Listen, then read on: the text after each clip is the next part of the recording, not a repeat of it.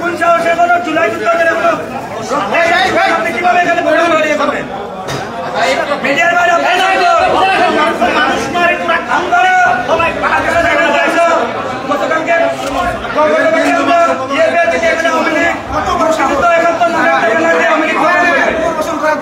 আমরা এখানে এসে সে আওয়ামী লীগকে পুনর্বাসন করার জন্য সে ঠিকাদারি নিছে ঠিকাদারের জন্য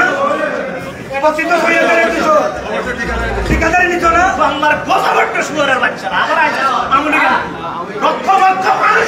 আওয়ামী লীগ এদেশে বেঁচে যাচ্ছে আওয়ামী লীগ নবো এদেশে এখনো আমাদের রক্তের তাকে কোনো সুখা নাই এখনো শহীদের পিতা মাতারা ঘুরতেছে কান্না করতেছে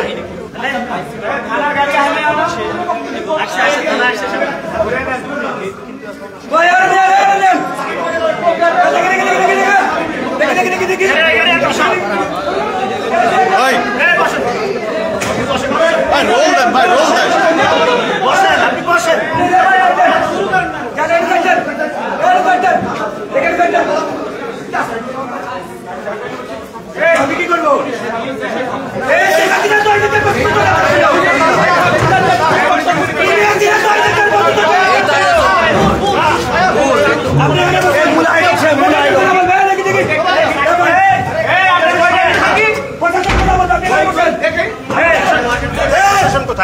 কেউ আর দিবেন না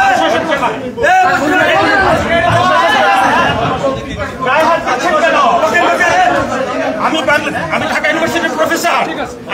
কার্জন আমার গায়ে হাত দিচ্ছেন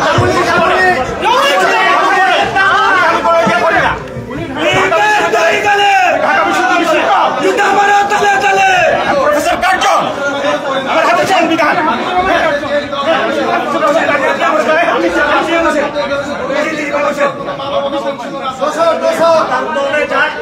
আমার গায়ে হাত দিচ্ছেন বিগত 17 বছর আপনারা আওয়ামী লীগকে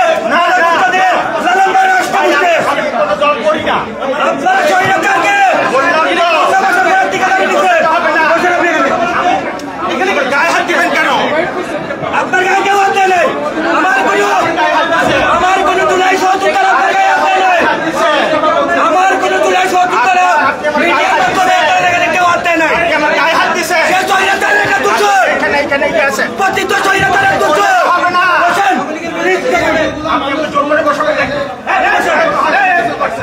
গায়ে হাত দিচ্ছেন কেন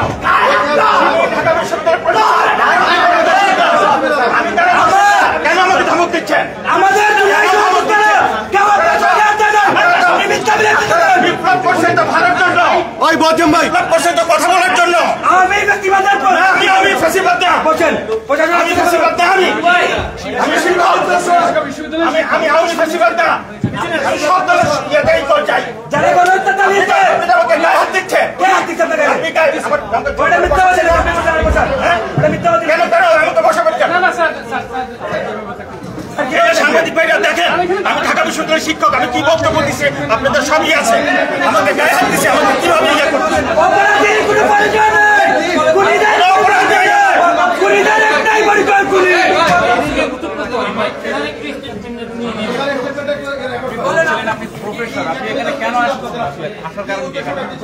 উনি তো টকশো করেন উনি তো আসবেনই বিভিন্ন আপনি তো উপস্থাপক ছিলেন আপনি উপস্থাপক ছিলেন না না না না উনি ছিলেন উপস্থাপক ছিলেন না না গেস্ট ছিলেন মিডিয়ার মাধ্যমে জানতে পারেন উনি বক্তব্য দিয়েছেন ছিল উনি বক্তব্য দিয়েছেন উপস্থাপন করছেন আমরা করি না আপনি আছেন আপনি করি না আপনি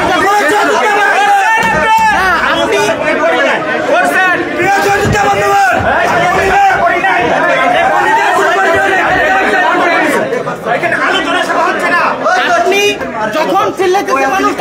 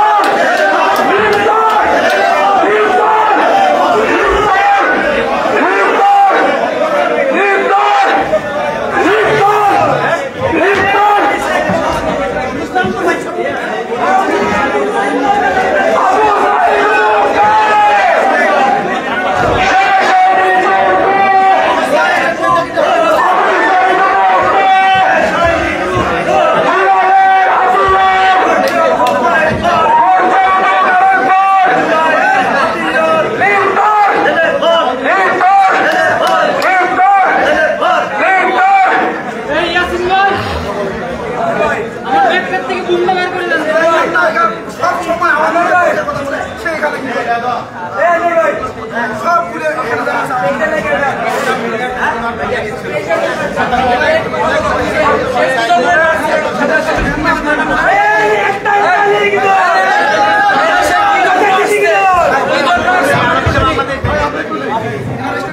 আপনি কি জন্য এখানে আসছেন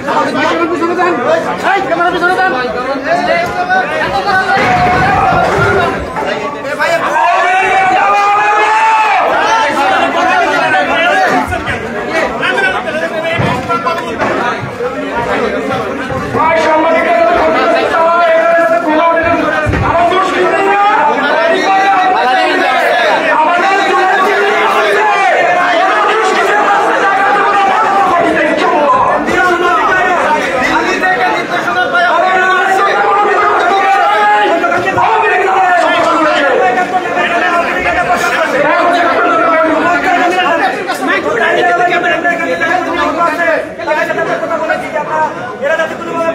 করতে না পারে জুলাই যুদ্ধের বেঁচে থাকতে আওয়ামী লীগের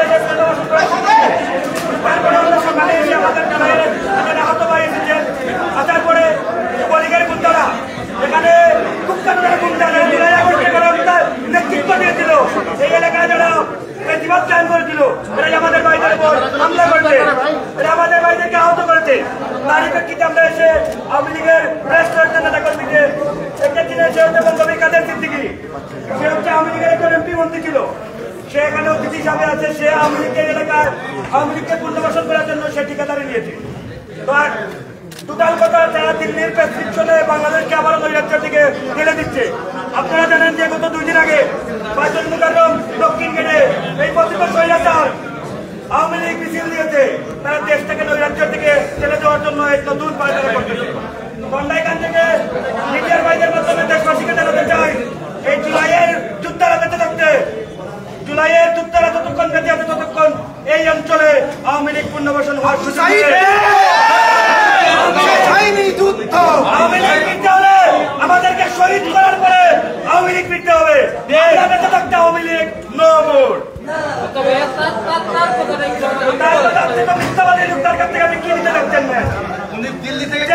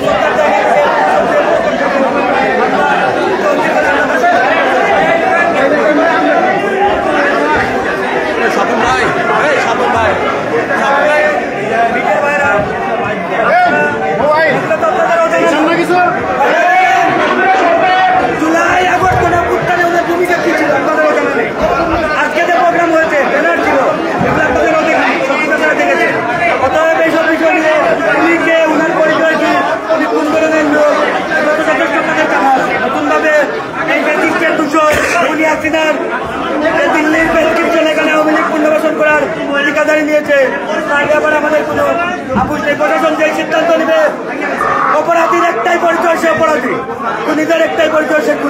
শেখ হাসিনা পুনর্বাসন করার জন্য বিভিন্ন ধরনের তারা পায়তারা করতেছে, এটা আপনাদেরকে জানাবেন। ঠিক আছে ভাই,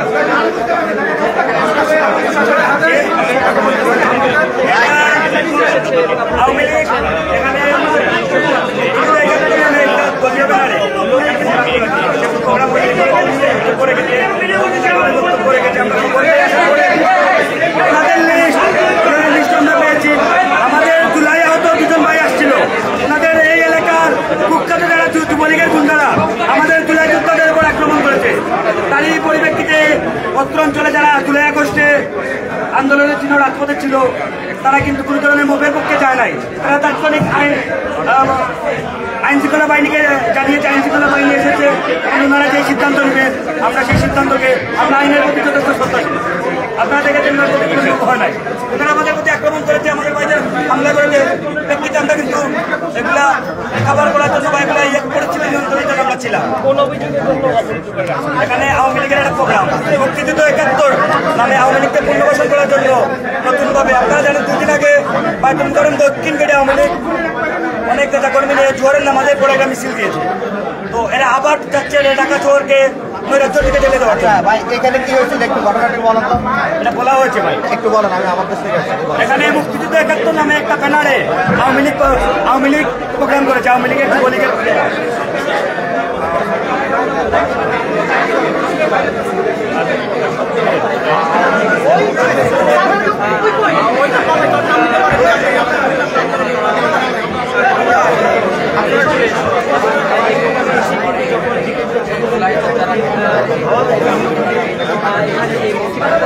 কথিত স্বৈরাচারের আপনারা জানেন সে সাবেক আওয়ামী লীগের এমপির মন্ত্রী ছিল। এই দিকে আমাদের শিক্ষা দেওয়া উচিত। আগামী দিনে যারাই আসতে ক্ষমতা যাবে তাদের প্রতি আমাদের একটাই মেসেজ যে কোনো ধরনের স্বৈরাচারী মনোভাব বাংলাদেশের মানুষকে দখল দিল এগুলো মনোভাব থেকে বেরিয়ে আসে জনগণ মানে কাজ করবে।